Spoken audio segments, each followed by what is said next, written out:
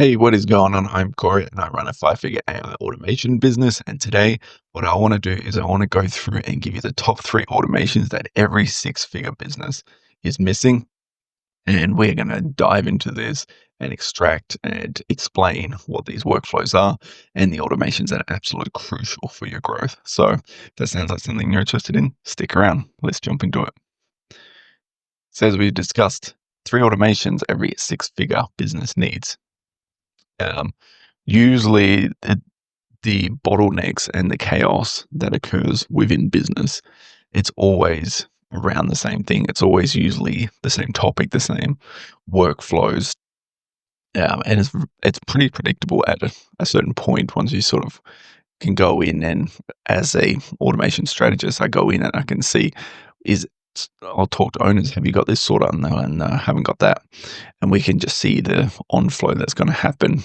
Um, Sort of like fortune tellers in a way. So let's go through this. 80% of six-figure SMBs are stuck in reactive mode. They come to work and it's very much a what's on the agenda. At 9 o'clock, I'm going to look at my emails. Okay, what do I need to do? Or let me react to that email. Let me react to this one. Stuff comes into my office. Or I got to react to that. And it's actually quite amazing how much of that can be avoided or redirected in using automations. But about 80% of all six-figure SMBs are pretty much in this mode. Manual workflows are it causes a lot of burnout, lost revenue, and constant bottlenecks.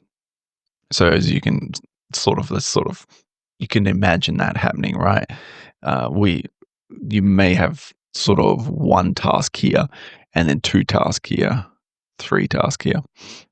So when you come in, maybe this comes in on the email and this might take 8 different workflows. So we might need, it might be like sending a contract to a client.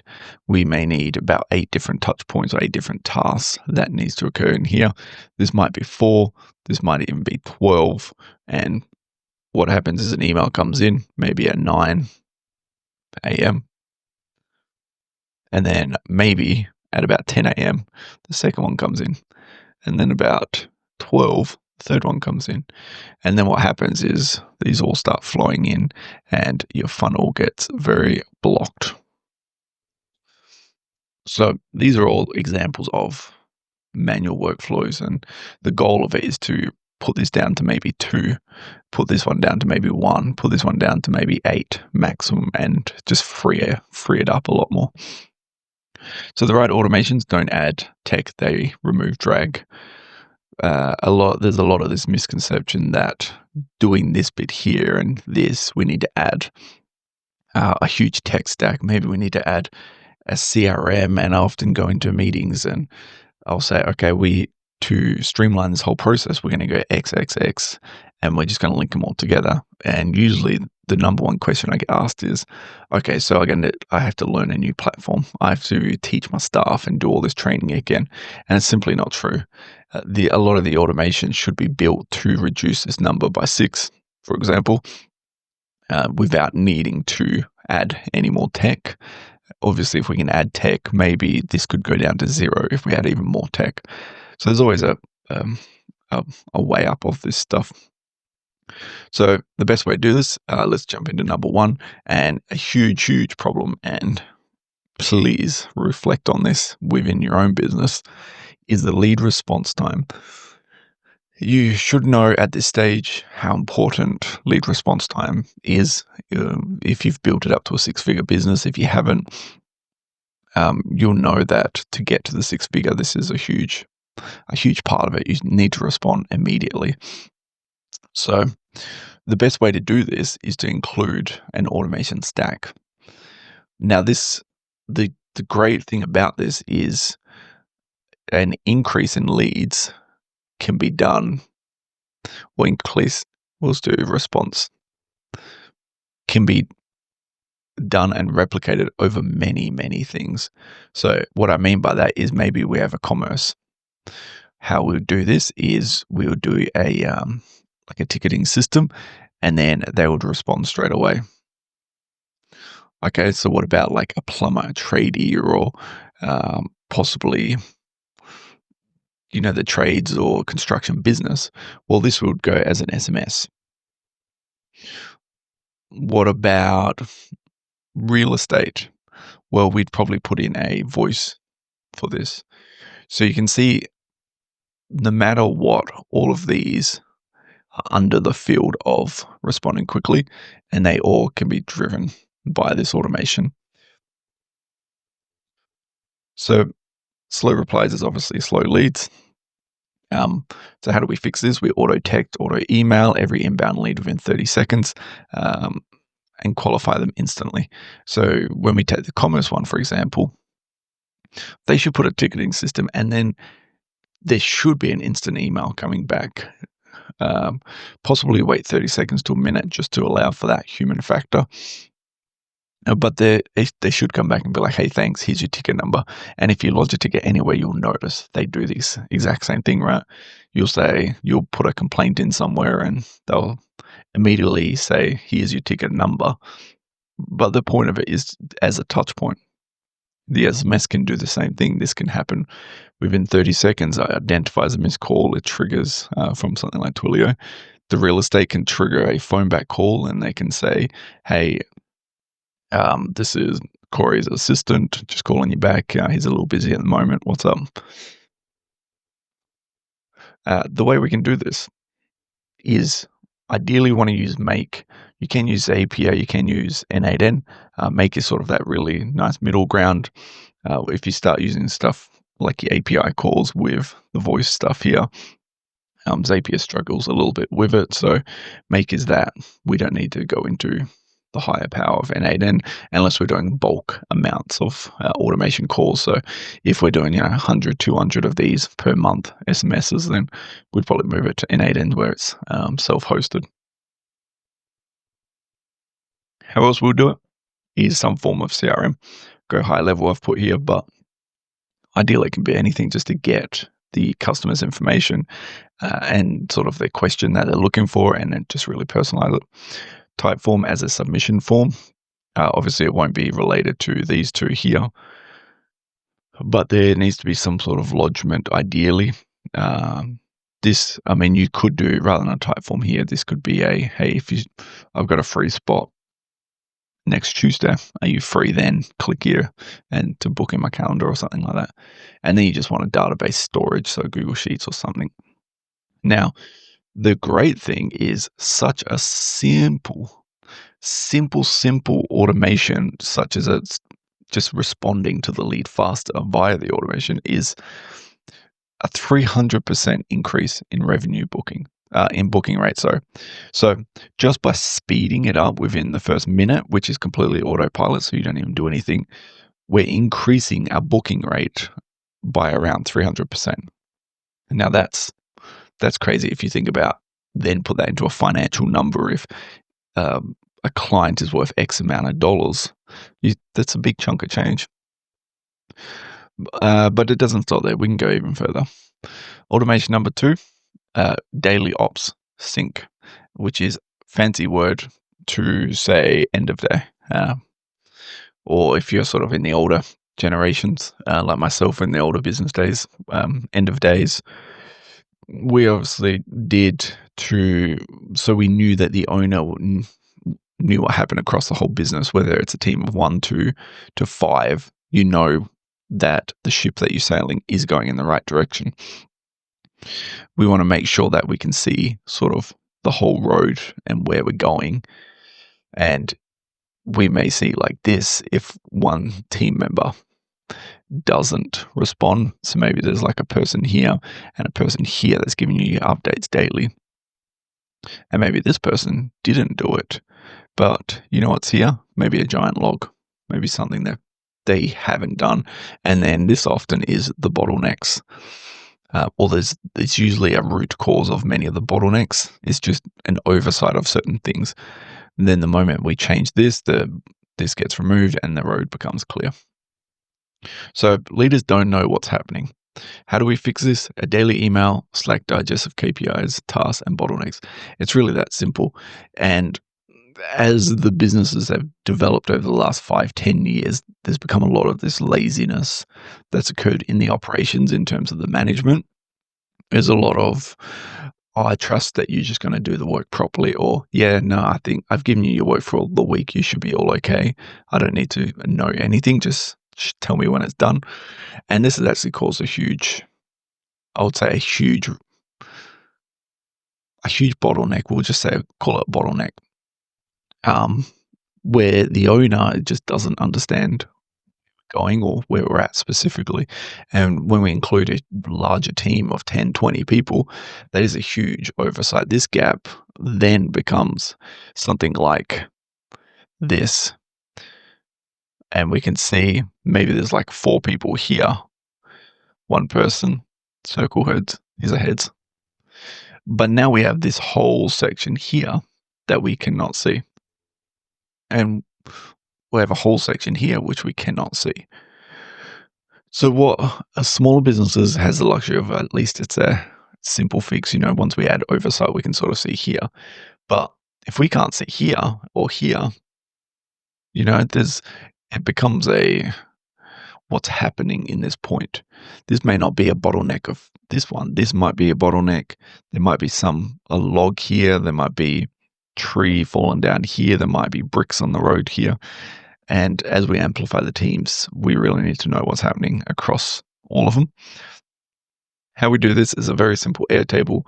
It can be done in many, many ways. We can do an Airtable with sort of an end-of-day, like implementing a ChatGPT and sort of doing an end of day, making sure everything's fine, the statistics are fine. We can bring in numbers if we really want to, and we can add our Facebook ad data. We can add some sort of data from our marketing and advertising teams, but then we can also add a sort of like Notion pages, and we can add issues maybe that needs to be fixed or something that happened in the day that the staff want to make aware.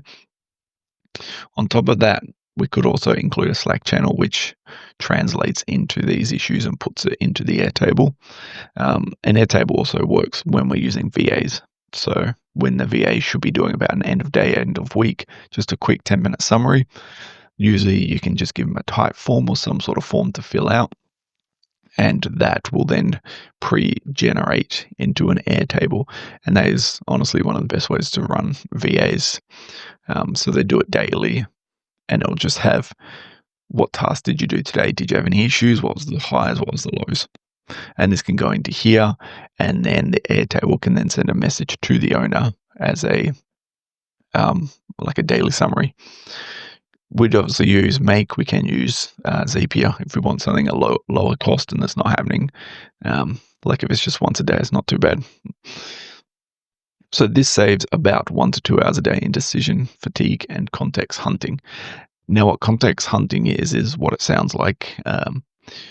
If I say, how are we going here? Or if I can see maybe we're only at 70% of completed of a project, but it should be at 80, 90.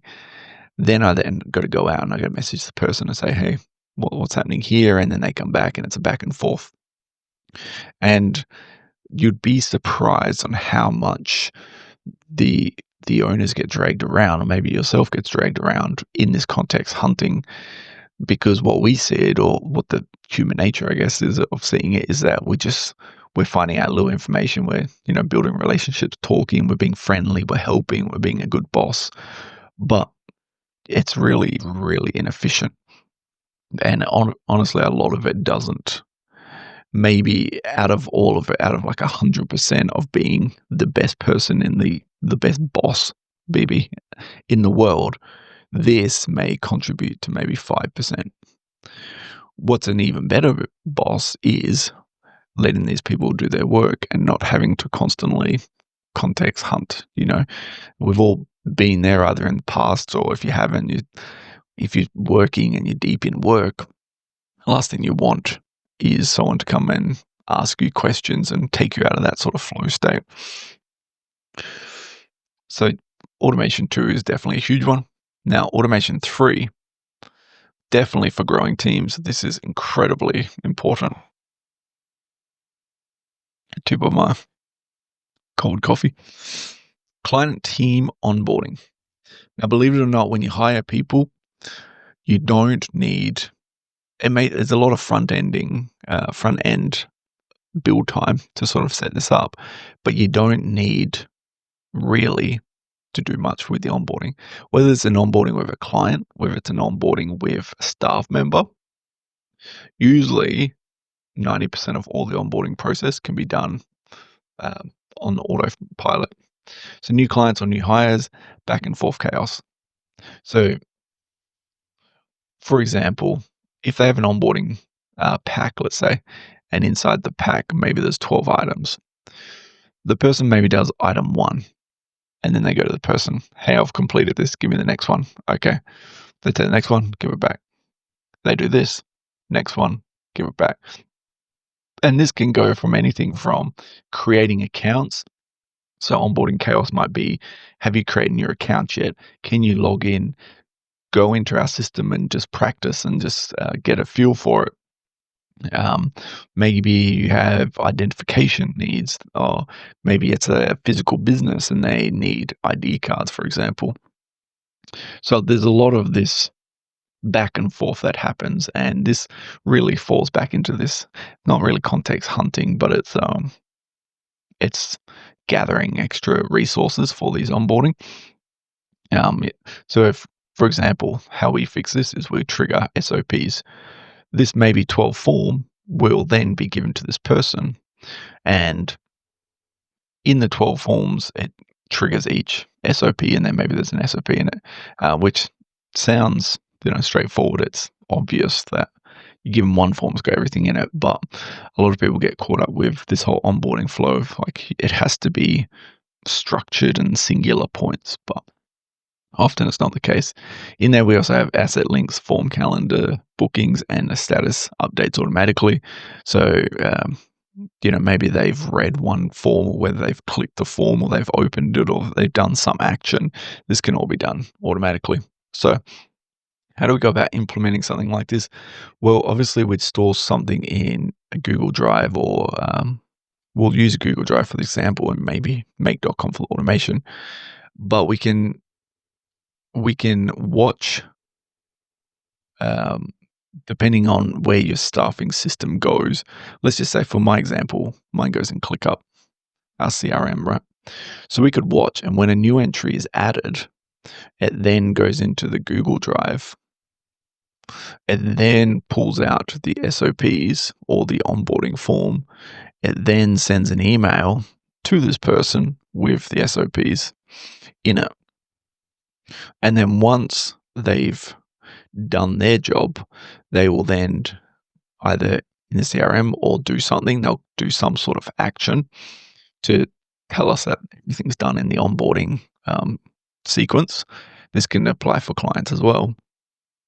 And then once that's done, the separate flow will be when this status changes to completed, it will then send an email to myself or a Slack, and then possibly add them to team channels, so team communication channels, and then just do the final onboarding after that. So you can save about 4 hours in doing this, which is very hefty per person. And then often what happens when the clients who implement these team onboarding flows will then around half of it can actually be repurposed for client onboarding. So they're very similar in what they do, and the points that they use. It's just the sort of the first and the last points are the different ones, but you can 100% use a client and team onboarding for pretty much the same templates. So what happens when you stack all of these together? We've gone through 3 very, very simple ones. Well, it stops being a bottleneck. We start seeing the road like this, and we start having our path clear, and we start operating like a real company. We're not reactive, where with processes, the automations just streamline everything. You take less work off staff members and putting them more and dedicating their time more to actual growth strategies for the business. Where a lot of the freelancing type of setups will do this stuff themselves because they only have maybe one or two. They might not hire anyone, so this won't matter. They don't really need a daily ops sync, so they're saving this time regardless. Yeah, and you're unlocking compounding ROI from every minute you free up. So we got 4 hours here for a client, and then we have an increase of this plus 1 hour, 2 hours a day here. I mean, this to a CEO is probably like $100-ish per hour. So just here is $200 per day, which is $700 per week. Like 40K per year, just purely from eliminating this context hunting.